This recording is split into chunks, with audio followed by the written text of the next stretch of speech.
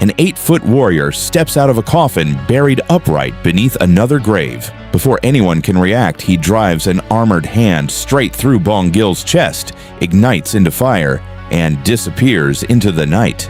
That thing was buried on purpose, and it took 2 graves, not 1, before anyone understood why. It starts on a flight to Los Angeles.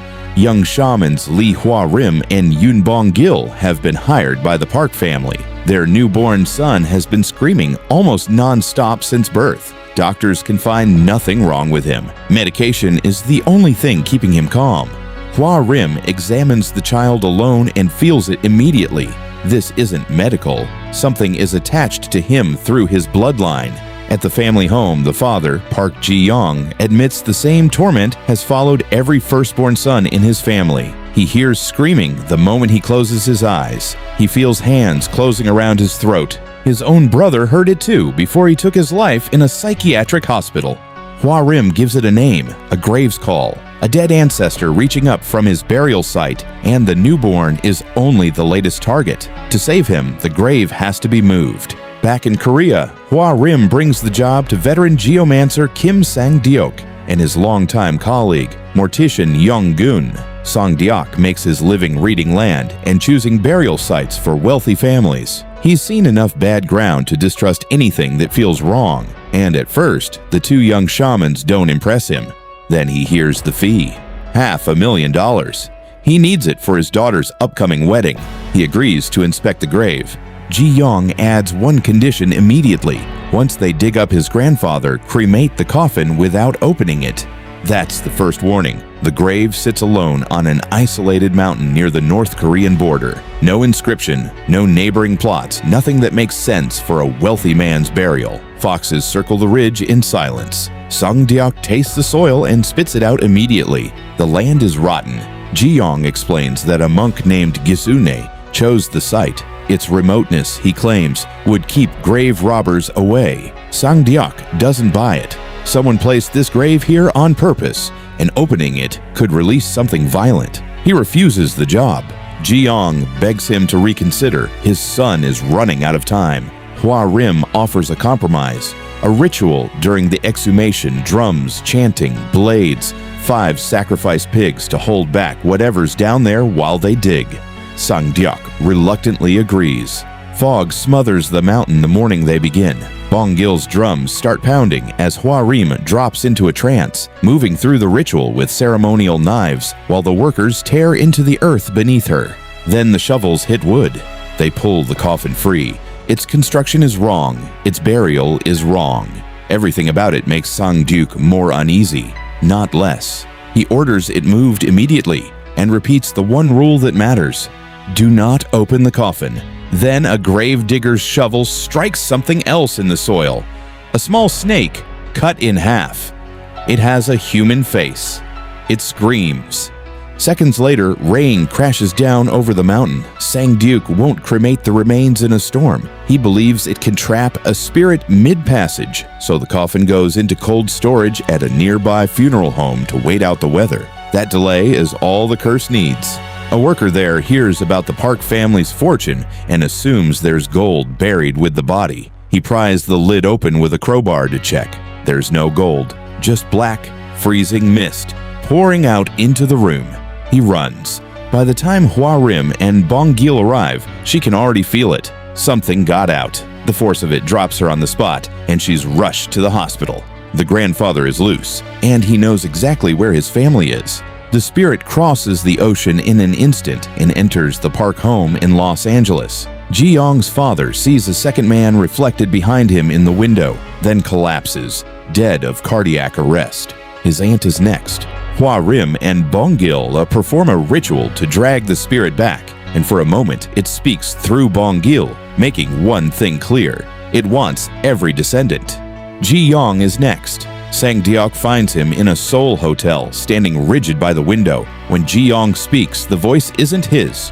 Furious, ancient, raging about betrayal, a broken land, a fox cutting through a tiger's waist. Then he convulses and drops. Only the baby is left. Ji-yong's mother finally authorizes the cremation. As the coffin burns, the baby stops screaming. For the first time since he was born, he's calm. If that silence gave you chills too, subscribe. The curse should be over. It isn't. One of the gravediggers hasn't slept right since the exhumation. Nightmares, hallucinations, something following him he can't quite see. Sang Deok goes back to the mountain alone, convinced they dealt with the wrong grave. He digs beneath where the first coffin sat. First, the dead snake with the human face. Then his shovel hits metal. A second coffin buried vertically beneath the grandfather's grave, enormous, wrapped in rusted barbed wire. The first grave was camouflage. Someone wanted this one hidden. Foxes gather around the pit as they expose it. Hua Rim hesitates, but they pull it free. And the moment it leaves the ground, every fox scatters. They move it to a nearby temple, hoping sacred ground can hold it. Hua Rim circles the coffin in rice and animal blood, while Sang Deok digs into the mountain's history. Ji-yong's mother gives him the piece he's missing. The monk Gisun wasn't a monk. He was Murayama Junji, a high-ranking figure tied to the Japanese Empire during the occupation, and he used graves like this one as spiritual stakes, driven into key points across the peninsula to weaken it. This mountain was one of those points, buried at what's known as the Tiger's Waist, the spine of the land itself. They plan to burn the coffin at first light. They don't make it that far. That night, Bong Gil dreams of something massive watching him. He wakes to find it already outside, in the pigsty, tearing through the livestock, killing the monk left behind to guard the temple. He runs for Hua Rim. The protective circle is broken. The coffin stands open. Then it steps out. 8 feet of ancient armor, soaked black, moving straight for Hua Rim. Bong Gil throws himself between them. The impact drives an armored hand through his chest. If that hit landed for you the way it landed for us, subscribe.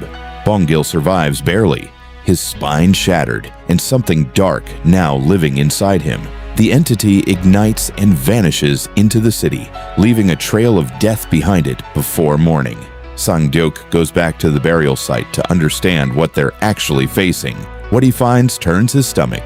Gisun performed a ritual called Human Iron. A Japanese general killed, his spine replaced with a cursed blade, his corpse turned into the sheath. This isn't a haunted grave anymore. He is the weapon.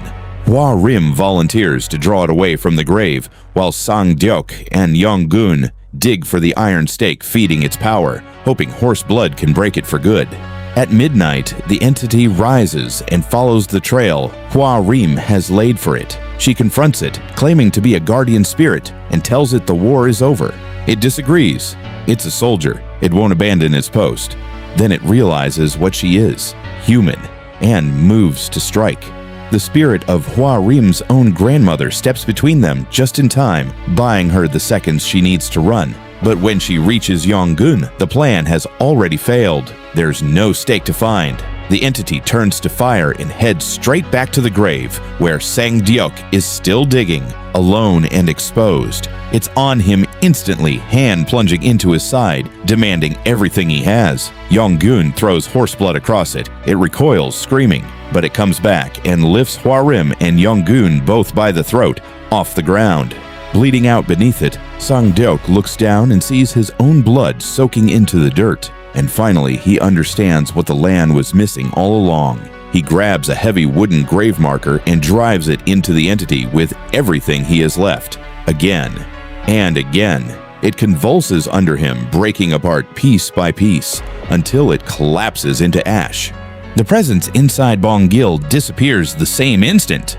Weeks later, the baby is thriving. Bong Gil is recovering. Sang Deok is well enough to stand beside them all at his daughter's wedding. The whole team gathered for one photograph, alive, together, carrying a truth about that mountain none of them will ever be able to fully explain. If that ending stayed with you, subscribe. The next grave is already waiting.